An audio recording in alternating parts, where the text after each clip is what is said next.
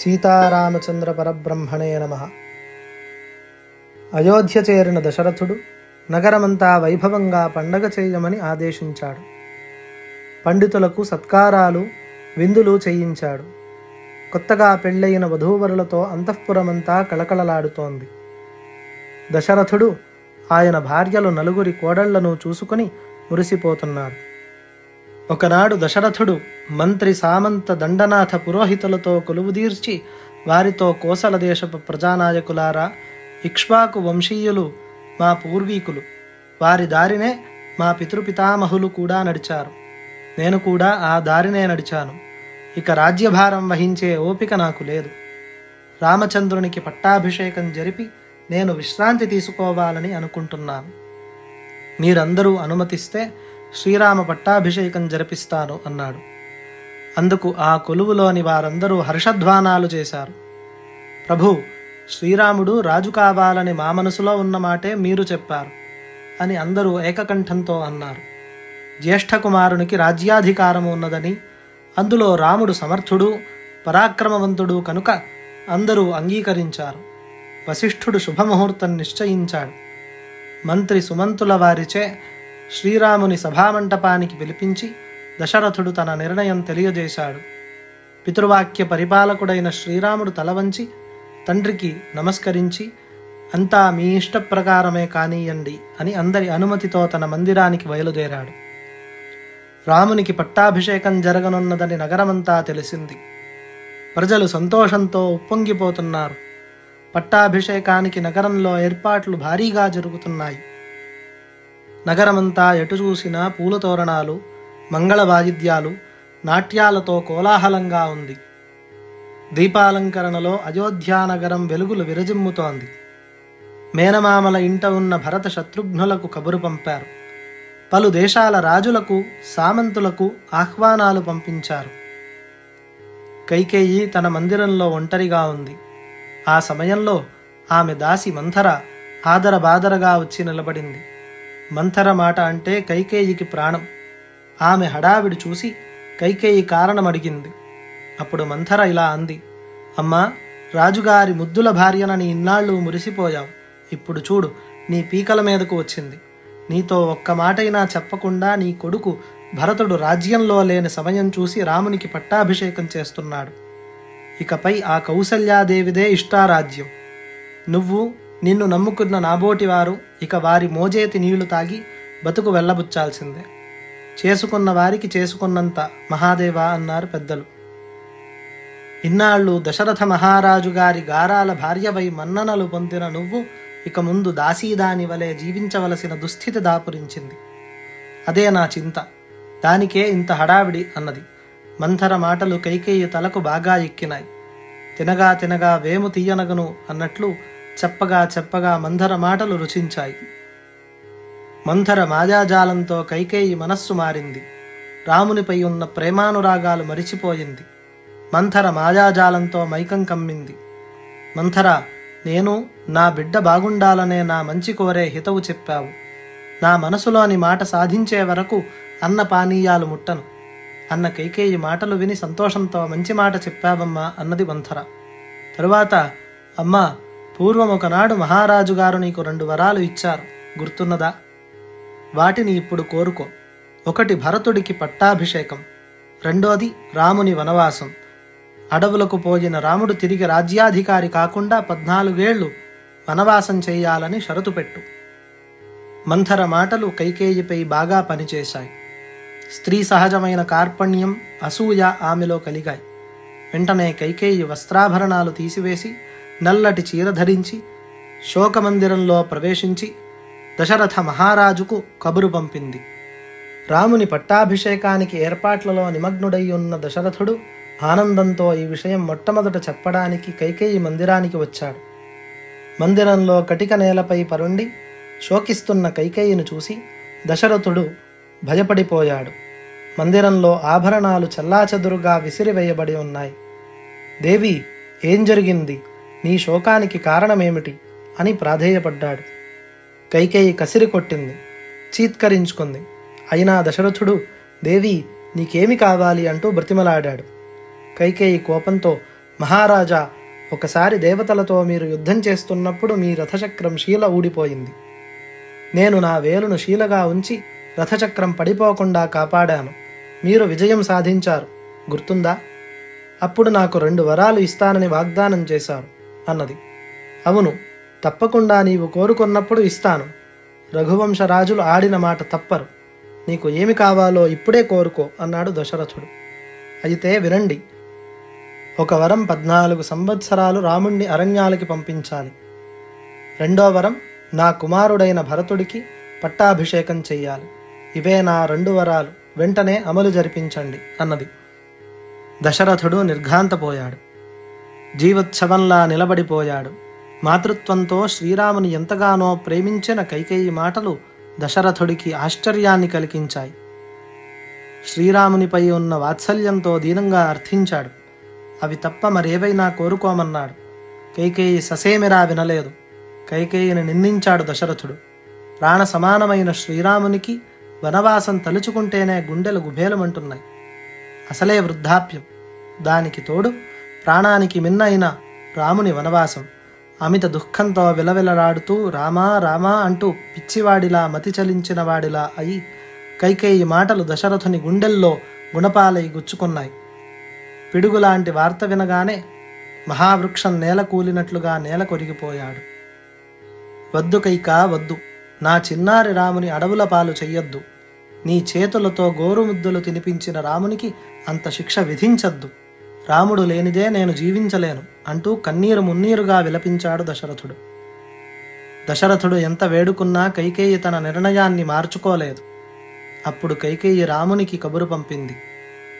పట్టాభిషేకానికై తగిన రాజదుస్తులు ధరించి ఆభరణాలు అలంకరించుకొని తిలకం దిద్దుకుంటున్న రాముడు పినతల్లి కబురు అందుకొని వెంటనే ఆమె మందిరానికి వచ్చి కైకేయి మాతకు నమస్కరించి ఆమె ముందు నిలబడ్డాడు.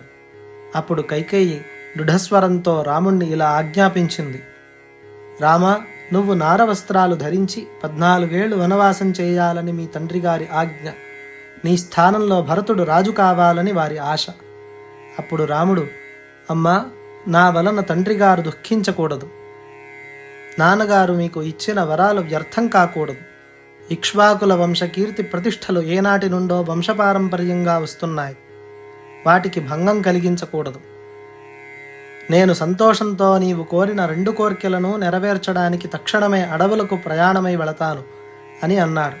పితృవాక్య పరిపాలకుడు, ఆడిన మాట తప్పని ధీరుడు అయిన శ్రీరాముడు సీతా సమేతంగా రాజలాంఛనాలను తీసివేసి నార వస్త్రాలను ధరించి విల్లు బాణము చేతపట్టుకుని తల్లుల వద్ద సెలవు తీసుకొని సీతా సమేతుడై శ్రీరాముడు అడవికి బయలుదేరుటకు సిద్ధమయ్యాడు. సుమిత్ర తన కుమారుడైన లక్ష్మణుణ్ణి అన్నగారైన శ్రీరాముని కంటికి రెప్పలా కాపాడుతూ అతనిని వెన్నంటి ఉండమని లక్ష్మణుని శ్రీరామునితో అడవులకు పంపింది. కుమారులకు కలిగిన బాధలు తలచుకొని కౌసల్య బోరున విలపించింది. తల్లిని ఊరడించి శ్రీరాముడు, సీతాలక్ష్మణులు కౌసల్యాదేవికి, సుమిత్రామాతకు, కైకేయీదేవికి నమస్కరించి అయోధ్యాపుర ప్రజల దగ్గర సెలవు తీసుకొని సీతా సమేతముగా రామలక్ష్మణులు అడవులకు బయలుదేరారు. అక్కడ గుహుడు సీతారాములను చూసి, శ్రీరామ, ఏమిటి అవతారం? రాజభోగభాగ్యాలతో సుఖ సంతోషాలతో ఉండాల్సిన మీరు ఈ పరిస్థితికి ఎందుకు వచ్చారు? సైన్యం లేకుండా రాముడు ఈ మునివేషాన్ని ధరించి అరణ్యానికి రావడమేంటి? మీకు నా వంటి అనేక మంది సేవకులుండగా మీకు ఇలాంటి కష్టాలు కల్పించిన వారెవ్వరు? ఆ ద్రోహి ఎవరో తెలిపితే ఏమాత్రం సందేహించకుండా యమపురికి పంపించేస్తాను అని రామునిపై ప్రేమతో అన్నాడు. శ్రీరాముడు అతని మాటలకు మందహాసం చేసి జరిగిన విషయం గుహునికి తెలియజేశాడు. అది విని గుహుడు ఎంతో బాధపడ్డాడు. తరువాత గుహుడు తీసుకువచ్చిన కందమూల ఫలాలను సీతారామ లక్ష్మణులు తృప్తిగా భుజించి ఆ రాత్రి గుహుని ఆతిథ్యం స్వీకరించారు. తెల్లవారగానే సుమంతుడు శ్రీరాముని ఆజ్ఞ తీసుకొని అయోధ్యానగరానికి మరలి వెళ్ళిపోయాడు. రాముడు సుమంతునితో, రామాదులు గంగానది దాటిపోయారని మా అమ్మ కైకేయికి చెప్పమని చెప్పి పంపాడు. గుహుడు నావ సిద్ధం చేశాడు. శ్రీరాముడు అందులో ఎక్కబోతుండగా, శ్రీరామ ఆగాగు, నీ కాలు దుమ్ము సోకి రాయి ఆడదైనాదంట, మరి నా నావ మీద కాలు పెడితే ఏమవుతాదో, అందుకని నీ పాదాలు నీటితో కడిగిన తరువాత పడవ ఎక్కు అని రాముని పాదాలు కడిగి ఆ నీరు తన శిరస్సున చల్లుకొని పడవలో ఎక్కించుకొని నావను ఆవలి ఒడ్డుకు చేర్చి వీడ్కోలు పలికాడు గుహుడు. కొంత దూరం అడవిలో నడిచిన తరువాత సుకుమారి అయిన సీతాదేవి ఎండ వేడికి తట్టుకోలేక నీరసించి బాగా అలసిపోయింది. శ్రీరాముడు ఆమెకి కలిగిన అవస్థకు ఎంతో విచారించాడు. చేసేదేమీ లేక ముందుకు నడక సాగించారు. కొంత దూరంలో వారికి ఒక ఆశ్రమం కనిపించింది. సీతారామ లక్ష్మణులు ఎంతో ఆనందంతో ఆ ఆశ్రమం వద్దకు చేరారు. అది భరద్వాజముని ఆశ్రమం. ఆ ఆశ్రమం ముందు సీతారామ లక్ష్మణులు నిలుచున్నారు. భరద్వాజ మహర్షి సీతారామ లక్ష్మణులను తన ఆశ్రమంలోనికి తీసుకొని వెళ్ళి తగు విధంగా ఆశ్రయం ఇచ్చాడు. ఆ రోజంతా ఆశ్రమంలో గడిపి మరునాడు భరద్వాజ మహర్షికి అనేక నమస్కారాలు చేసి ఆయన దీవెనలు తీసుకొని త్రికూట పర్వత ప్రాంతానికి దారి తెలుసుకొని బయలుదేరారు సీతారామ లక్ష్మణులు. దారిలో సీతకు వినోదోల్లాసములు కల్పించడానికి నారి మ్రోగించి మృగ సమూహములను చెల్లాచెదురు చేయసాగాడు శ్రీరాముడు. తరువాత వారు కాళిందీ నది దాటి సిద్ధవటము చేరి అక్కడి నుండి మునిశ్రేష్ఠులకు నిలయమగు చిత్రకూటమునకు సీతారామ లక్ష్మణులు చేరుకున్నారు. అక్కడ మునిపుంగవులకు అభివందనములు చేసి వారిచే సత్కారము పొంది ఆ మహనీయుల అనుమతిపై పర్ణశాల నిర్మించుకున్నారు. రాజ్య సుఖభోగములను విస్మరించి ఆ మహనీయులతో కలిసిమెలిసి ఒక విధమైన జీవితానికి అలవాటు పడిపోయారు సీతారామ లక్ష్మణులు. అయోధ్యకు వెళ్ళిన సుమంతుడు దశరథునితో, రాజా, సీతారామ లక్ష్మణులు గంగను దాటి చిత్రకూట పర్వతానికి వెళ్ళారు అని చెప్పాడు. సుమంతునితో దశరథుడు, సుమంత, నేను ఈ ఒంటరి జీవితం భరించలేను, ఏ విధంగానైనా నన్ను నా రాముని వద్దకు తీసుకువెళ్ళు అని బ్రతిమలాడాడు. మహారాజా, నీవు అయోధ్యను విడిచినట్లయితే ప్రజలందరూ నిన్ను అనుసరిస్తారు. కైకేయి ఏమి భావిస్తుందో కదా, మీరే ఆలోచించండి అని వినయంగా తెలియజేసి సుమంతుడు వెళ్ళిపోయాడు. కౌసల్య దశరథునితో శ్రీరాముని అడవులకు పంపినందుకు ఏదో మాట్లాడగా, దేవి, కర్మఫలాన్ని ఎవరూ తప్పించుకోలేరు సుమా, ఎలా జరగాలో అలాగే జరుగుతుంది, అంతా దైవ నిర్ణయం అన్నాడు. దశరథుడు ప్రతిరోజు మనసున శ్రీరాముణ్ణే తలుస్తూ విలపించసాగాడు. శ్రీరాముని ఎడబాటు దశరథుడు భరించలేకపోయాడు. హా రామా అంటూ తెల్లవార్లు కలవరిస్తూనే ఉన్నాడు. చివరికి ఒకనాటి తెల్లవారుజామున దశరథుడు స్వర్గస్థుడైనాడు. కౌసల్య, సుమిత్ర, కైకేయి భోరుమని విలపిస్తున్నారు. వెంటనే సుమంతుడు దూతను పంపి మేనమామ ఇంట్లో ఉన్న భరత శత్రుఘ్నులకు కబురు పంపాడు. శ్రీరామ పట్టాభిషేకంతో కోలాహలంగా ఉండాల్సిన అయోధ్య నగరమంతా దుఃఖసాగరంలో మునిగిపోయింది. భరత శత్రుఘ్నులు అయోధ్య చేరుకున్నారు. అయోధ్యావాసులంతా విచారంతో ఉన్నారు. ఎటు చూసినా విషాద ఛాయలే కనపడుతున్నాయి. ఏమి జరిగిందో అని వారిద్దరూ గాబరా పడుతూ రాజభవనంలోకి ప్రవేశించారు. వశిష్ఠాది పురోహితులు, మంత్రి సుమంతుడు శ్రీరాముని వనవాసం నుండి దశరథుని మరణం వరకు జరిగినదంతా వివరంగా చెప్పారు. భరత శత్రుఘ్నులు విలవిలలాడుతూ దుఃఖించారు. ఇంతటి అనర్థానికి తన తల్లి కైకేయియే కారణమని కోపోద్రేకుడైన భరతుడు ఆమె మందిరానికి వెళ్ళి ఆమెను ఎన్నో విధాల దూషించాడు. వశిష్ఠ మహర్షి భరతుణ్ణి ఓదార్చి అతడి కోపాన్ని చల్లార్చాడు. కర్తవ్యం నిర్వర్తించమని ఉపదేశించాడు. వశిష్ఠుల వారు దశరథునికి ఉత్తర క్రియలు నిర్వహించడానికి భరతుణ్ణి తీసుకువెళ్లారు. తైలద్రావణాలలో ఉంచిన దశరథుని మృతదేహాన్ని రత్నపీఠం మీద ఉంచి స్నానాది కార్యక్రమాలు నిర్వర్తించి గంధపు చెక్కలతో చితిపేర్చి దానిపై దశరథుని శరీరాన్ని ఉంచి రాజలాంఛనాలతో వేదవేత్తలు వేదపఠనం సాగిస్తుండగా చితికి నిప్పు అంటించాడు. తరువాత అంతఃపుర స్త్రీలతో సహా అందరూ సరయూ నదికి వెళ్ళి స్నానాది కార్యాలు ముగించి అంజలి ఘటించారు. అయోధ్య ప్రజలు శోక సముద్రంలో మునిగిపోయారు. కైకేయి పశ్చాత్తాపంతో దుఃఖిస్తోంది. కౌసల్య సుమిత్రులు శోకాన్ని దిగమింగుకొని కైకేయిని ఓదారుస్తున్నారు. దశరథుని అంత్యక్రియలు నిర్వహించిన తరువాత భరతుడు కౌసల్య, సుమిత్ర, కైకేయి, వశిష్ఠాది మునులు, సుమంత్రాది మంత్రులను వెంటబెట్టుకొని గంగానది దాటి చిత్రకూటం చేరుకున్నాడు. రాముని నివాసస్థానం తెలుసుకొని అక్కడకు బయలుదేరారు. పర్ణశాల వద్ద ఉన్న లక్ష్మణుడు, అల్లంత దూరాన ఉన్న భరతుడు అతని పరివారాన్ని చూసి కోపంతో కళ్ళెర్ర చేశాడు. శ్రీరాముని దగ్గరకు వచ్చి, అన్నా, భరతుడు సైన్యంతో మనపైకి దండెత్తి వస్తున్నాడు అంటూ ధనుర్బాణాన్ని సంధించబోయాడు. రాముడు చిరునవ్వు నవ్వుతూ, లక్ష్మణా, ఎందుకలా అనుమానిస్తున్నావు? భరతుడు మన తమ్ముడు, మన రక్త సంబంధీకుడే. భరతుని ప్రేమ నాకు తెలుసు, శాంతించు లక్ష్మణ అన్నాడు. భరతుడు సీతారామ లక్ష్మణులను చేరి అతని పాదాలపై పడి ఎంతో దుఃఖించాడు. భరతుడిని రాముడు అక్కున చేర్చుకొని ఓదార్చాడు. శ్రీరాముడు శత్రుఘ్నునితో పితృదేవులు కుశలమా అని అడుగగా అతడు రోదిస్తూ, సోదరా, నా నోటితో ఏమి చెప్పగలను? మీ వనవాసము వారిని మానసికంగా కృంగదీసింది. మీరు అరణ్యములకు వెళ్ళిన 7వ రోజునే వారు విచారంతో మరణించారు అని చెప్పగా సీతారామ లక్ష్మణులు ఆశ్చర్యంతో దీనావస్థ చెంది కృంగి విలపిస్తూ దుఃఖించారు. భరతుడు రామునితో, అన్నా, నీ వంటి వారు విచారించకూడదు.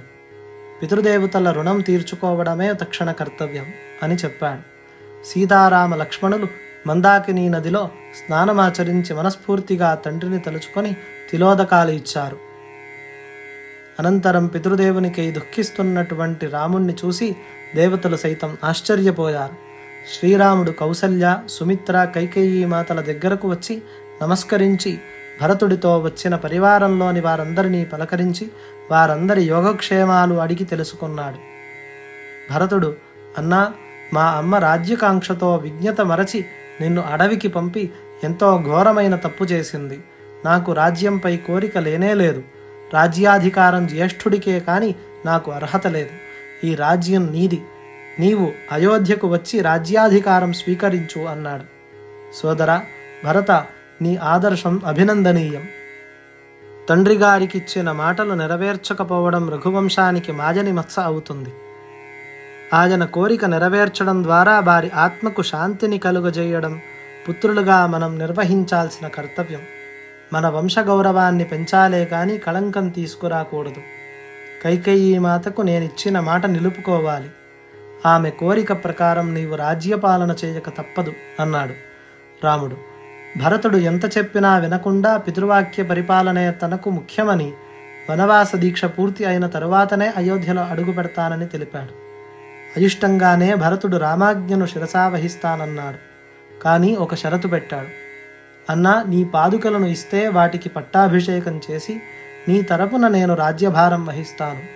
గడువు పూర్తి కాగానే నువ్వు అయోధ్యకు తిరిగి రావాలి, లేకుంటే నేను ఆత్మాహుతి చేసుకుంటాను అన్నాడు. వశిష్ఠుని ఆదేశంతో రాముడు తన పాదుకలను భరతునికి ఇచ్చాడు. రామ పాదుకలను తలపై పెట్టుకొని భరతుడు తన పరివారంతో తిరిగి అయోధ్యకు చేరుకున్నాడు. రాముని పాదుకలను రాజసింహాసనంపై ఉంచి నదీ జలాలతో అభిషేకించి ఆ పాదుకలకు పట్టాభిషేకం జరిపించి శ్రీరాముని తరపున రాజ్యమేలుతున్నాడు భరతుడు.